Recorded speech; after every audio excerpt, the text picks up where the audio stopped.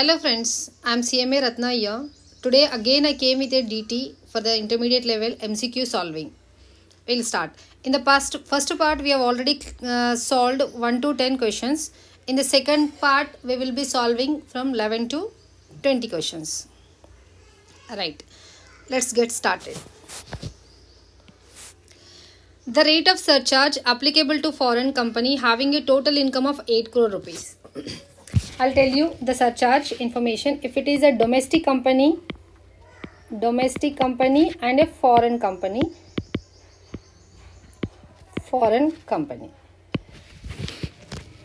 If the total income less than 1 crore rupee, less than or equal to 1 crore rupee, then nil for the domestic company and nil for the foreign company also.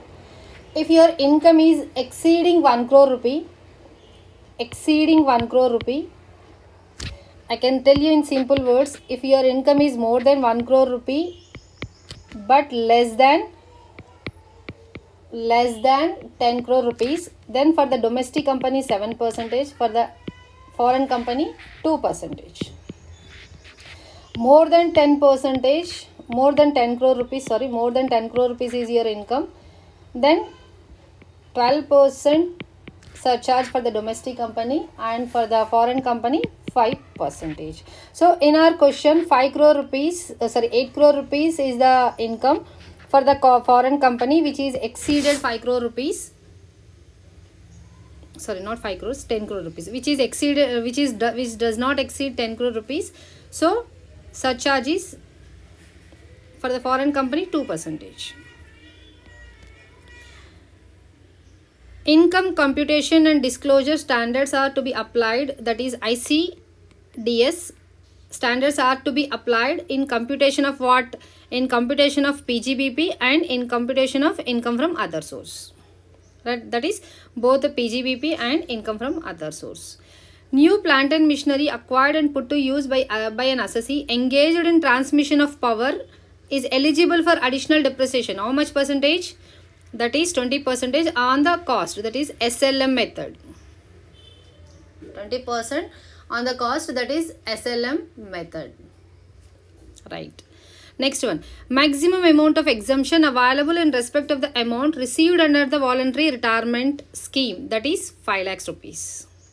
An individual can claim deduction from his gross total income in respect of the expenditure for the medical treatment of dependent, being a person with a disability of maximum up to. See, I'll tell you, this is divided into two parts. If it is a maximum, I can say, if it is a severe disability, 1,25,000. If it is a normal disability, 75,000. Normal disability 75,000, severe disability 1,25,000. This is a flat amount. It is not required to see whether it is incurred or not. Right. Dividend from a company which is engaged in the agricultural activities.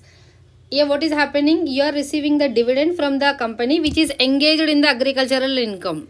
So what is this? Is it a agricultural income? Is it a business income? Is it a partially agricultural income? So the answer is none of the above. Short-term capital gain not covered under section 311A. See, section 311A is taxable at the rate of 15%. 311A is taxable at the rate of 15%, but not covered under 311A. Then what is a short-term capital gain? That is taxable at normal rate applicable to the assessee. If it is covered under 311A, it is 15%. Right. Otherwise, short-term capital gain is taxable as per the normal rate only. Normal rate as per the assessee. Loss from the house property can be carried forward and set off in the subsequent 8 assessment years. Yes, loss from house property can be carried forward and set off only from the house property income with no other income, and it can be carried forward for 8 assessment years. If you file the return, okay. If you file the belated return also, okay. So the answer is, even if return of income is filed after the due date, belated return is nothing but the after the due date. If you are filing the return after the due date also can be accepted for the house property loss. The basic exemption limit in case of the non-resident firm. See, the firm may be a resident and non-resident maybe a resident and non-resident, no basic exemption limit.